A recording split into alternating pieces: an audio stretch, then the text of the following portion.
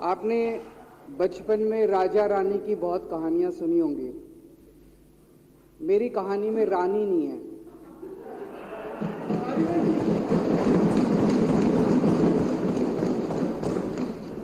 बस राजा है। ये कैसे राजा की कहानी है अध्यक्ष महोदया,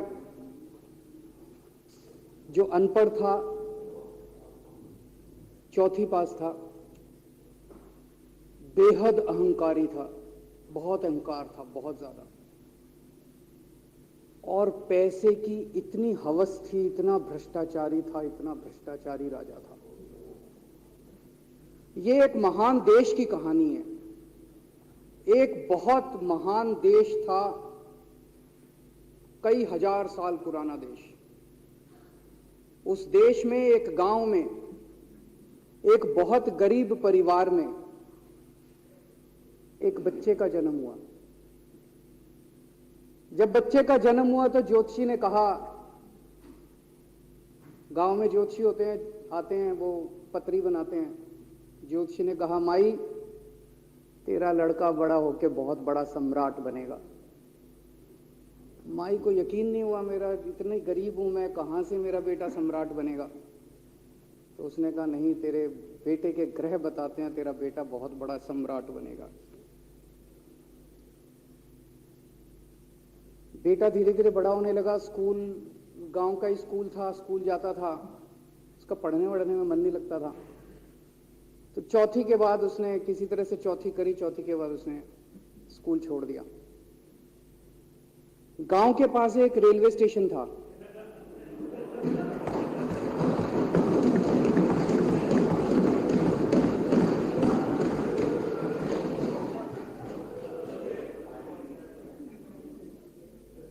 तो घर का खर्चा चलाने के लिए वो लड़का वहां स्टेशन पे चाय बेचता था।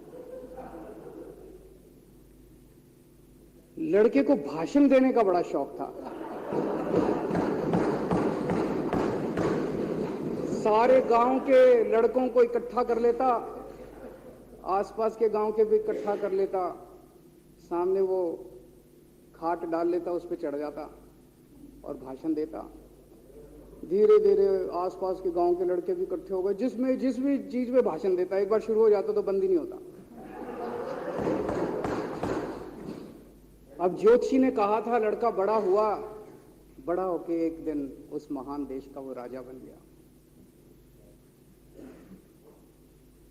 पूरे देश में उसका नाम हो गया चौथी पास राजा। लोग उसको चौथी पास राजा कहते थे।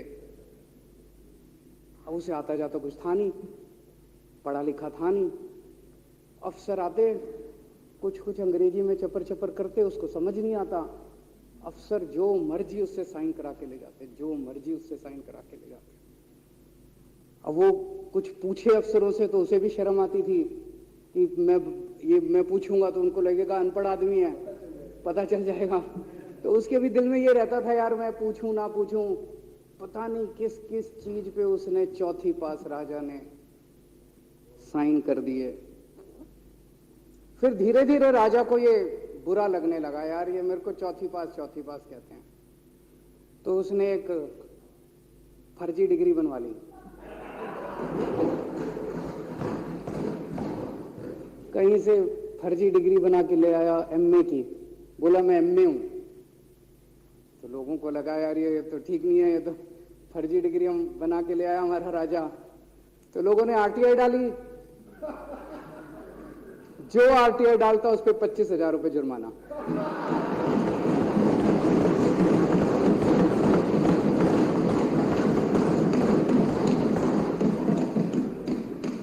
आपके नेता की बात नहीं कर रहा। आप लोग भी हंस सकते हो।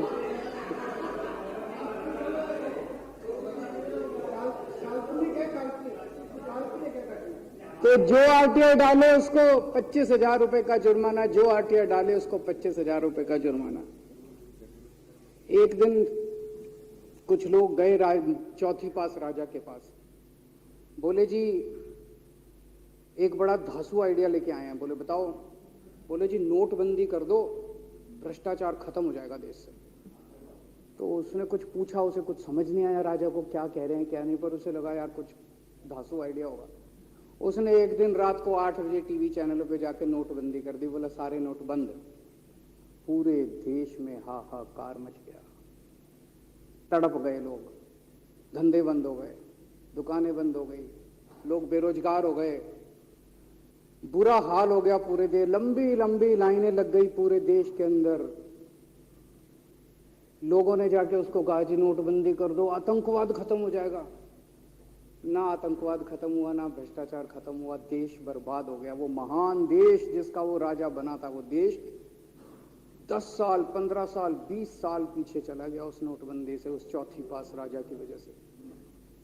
एक दिन कुछ लोग गए उस राजा के पास, बोले जी खेती खूब बड़ी हो जाएगी, ये किसानों के कानून पास कर दो। अब उसको कुछ अकल नहीं थी राजा को, अनपढ़ राजा था। उसने साइन कर दिए, 3 काले कानून पास हो गए किसानों के। पूरे देश के किसान सड़कों पे, जगह जगह मोर्चे, 750 किसानों की मौत हो गई 1 साल के अंदर। अंत में राजा को वो कानून वापस लेने पड़े। धीरे धीरे देश की समस्याएं बढ़ती गई, क्योंकि राजा ऐरे गहरे। इससे पहले एक और राजा आया था, मोहम्मद बिन तुगलक। वो भी ऐसे ही करता था, कभी उसने देश की राजधानी बदल दी, कभी बोला मैं चमड़े के सिक्के बनाऊंगा। उसी तरह से ये था अनपढ़ राजा, कुछ भी कर देता था।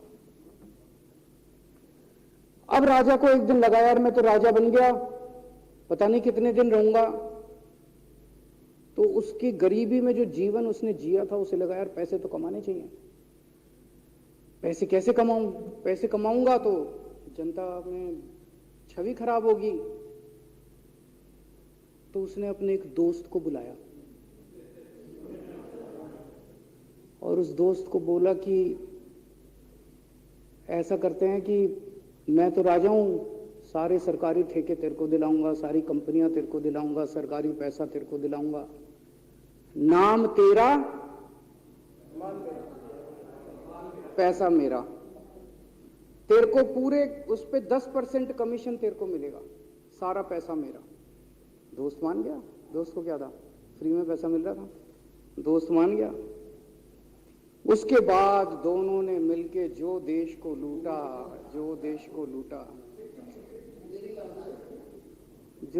लूटा। सबसे पहले वो दोस्त आया, बोला सर सबसे पहले बैंकों को लूटते हैं। तो वो बोला वो कैसे यार, बैंकों को लूटेंगे तो ये तो ठीक नहीं है। बोला नहीं ऐसे करते हैं, आप किसी बैंक के चेयरमैन को बुलाओ, उसको बोलो कि वो मेरे को लोन देगा।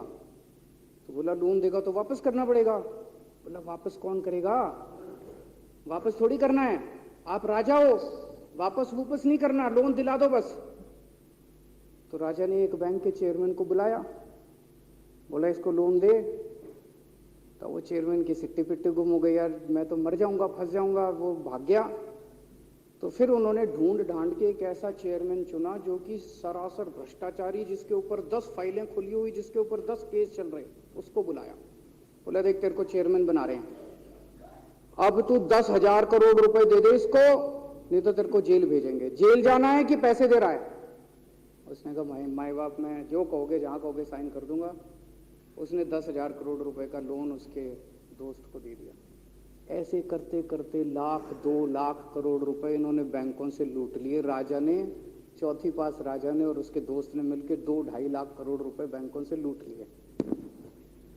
अब बैंकों से पैसा लूटने के बाद उन्होंने देश को खरीदना चालू किया। सबसे पहले उन्होंने देश के एयरपोर्ट खरीदे, पहले 6 एयरपोर्ट खरीदे, फिर उन्होंने बिजली कंपनियां खरीदी, फिर उन्होंने बिजली के दाम बढ़ा दिए पूरे देश के अंदर, फिर उन्होंने सी पोर्ट खरीदने चालू कर दिए, फिर उन्होंने कोयले खदानें ले ली, फिर इन्होंने पुलिस को भेज के जो लोगों की कंपनियां थी, प्राइवेट लोगों की कंपनियां, यहां बंदूक रख के उनकी कंपनियां छीन ली राजा ने और उसके दोस्त ने।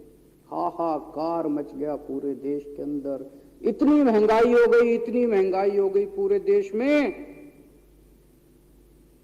पहले गैस 400 रुपए सिलेंडर होती थी, चौथी पास राजा के आने के बाद 1100 रुपए सिलेंडर हो गई। पहले पेट्रोल 71 रुपए होता था, 97 रुपए हो गया। पहले डीजल 57 रुपए होता था, 90 रुपए लीटर हो गया। जब पेट्रोल के दाम बढ़ गए, डीजल के दाम बढ़ गए, तो सारी चीजों के दाम बढ़ गए। देश के अंदर हाहाकार मच गया। सब चीजों पे इसने और इसके दोस्त ने कब्जा। दूध पहले 46 रुपए होता था, 66 रुपए लीटर हो गया। बच्चों को माएं दूध पिलाने लायक नहीं बची। घरों के अंदर छोटे छोटे बच्चों के दूध छीन लिए इसने, राजा ने। सरसों का तेल 90 रुपए लीटर होता था, 214 रुपए हो गया। बताओ, धीरे धीरे पूरे देश में हाहाकार मच गया। लोग अब राजा के खिलाफ आवाज उठाने लगे, लोग उसके खिलाफ बोलने लगे। तो राजा ने कह दिया, जो मेरे खिलाफ बोलेगा पकड़ के जेल में डाल दो। एक के बाद एक राजा ने लोगों को पकड़ पकड़ के जेल में डालने शुरू कर दिया। किसी ने राजा का कार्टून बना लिया, उसको भी जेल में डाल दिया। किसी ने राजा का नाम गलत ले दिया, उसको भी जेल में डाल दिया। किसी टीवी चैनल वाले ने राजा के खिलाफ लिख दिया, उसको भी पकड़ के जेल में डाल दिया। किसी जज ने राजा के खिलाफ कोई ऑर्डर कर दिया, उसको भी पकड़ के जेल में डाल दिया। ना जजों को छोड़ा, ना पत्रकारों को छोड़ा, ना मीडिया को छोड़ा, ना व्यापारियों को छोड़ा, ना उद्योगपतियों को, किसी को नहीं छोड़ा। राजा ने पकड़ पकड़ के उसने चौथी पास राजा ने सबको जेल में डालना चालू कर दिया। एक महान देश कहां से कहां पहुंच गया।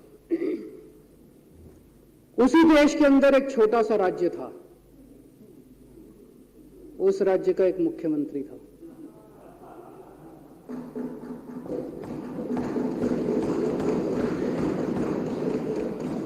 उनके चेहरे पे भी स्माइल आ गई। उनके चेहरे पे भी उम्मीद की किरण छा गई। वो मुख्यमंत्री अपने लोगों का खूब ख्याल रखता था। वो मुख्यमंत्री कट्टर ईमानदार था। वो मुख्यमंत्री कट्टर देशभक्त था। वो मुख्यमंत्री पढ़ा लिखा था।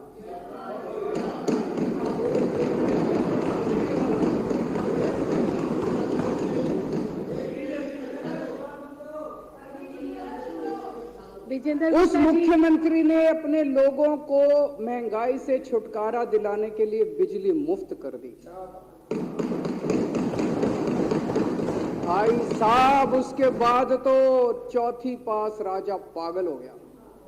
उसने बुला के जो हड़काया उस मुख्यमंत्री को कि तेरी हिम्मत कैसे हुई।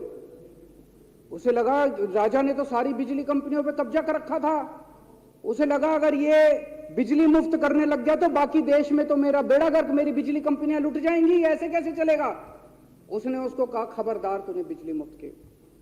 मुख्यमंत्री नहीं माना। धीरे धीरे उस मुख्यमंत्री ने अपने गरीबों के स्कूल ठीक करने चालू कर दिए। तो राजा ने उसको बुला के और हड़काया। राजा बोला, ये क्या कर रहा है तू, स्कूलों के में बच्चों को पढ़ाता है, तू स्कूल खोल रहा है, ये बंद कर, ये सब, ये नहीं चलेगा इस देश का। वो नहीं माना मुख्यमंत्री। फिर उसने मुख्यमंत्री ने सबके इलाज मुफ्त कर दिया। सबके लिए शानदार मोहल्ला क्लिनिक खोल दिए, इलाज मुफ्त कर दिया। राजा तो बिल्कुल ही पागल हो गया। धीरे धीरे जनता को पता चला कि राजा कैसा है। एक दिन लोगों ने उस राजा को उखाड़ के फेंक दिया।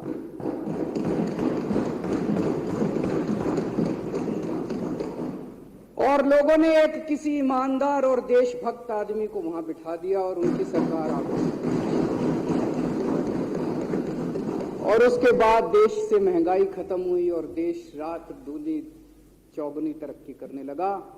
तो जैसे हम बचपन में सुना करते थे, moral of the story, Hindi में क्या कहते, मॉरल ऑफ द स्टोरी का मतलब भाई इस कहानी में क्या प्रेरणा मिलती है। इस कहानी से, इस कहानी से ये प्रेरणा मिलती है कि अगर आपके देश में महंगाई है, आपके देश में समस्याएं हैं, आपके देश में सब कुछ गड़बड़ चल रहा है, तो सबसे पहले जांच परख के देखो आपका राजा अनपढ़ तो नहीं है। अगर आपके देश में सब गड़बड़ चल रहा है, बेरोजगारी है, बहुत सारी समस्याएं, जरा देखो राजा आपके राजा को कोई दोस्त तो नहीं है? अगर है तो सबसे पहले अपने राजा को उखाड़ के फेंको, नहीं तो आपकी समस्याओं का कोई समाधान नहीं होगा। आपकी समस्याओं का कोई समाधान नहीं होगा। वो पढ़ा करते थे, अंधेर नगरी चौपट राजा, सवा शेर बाजी सवा शेर खाजा। बहुत बहुत शुक्रिया।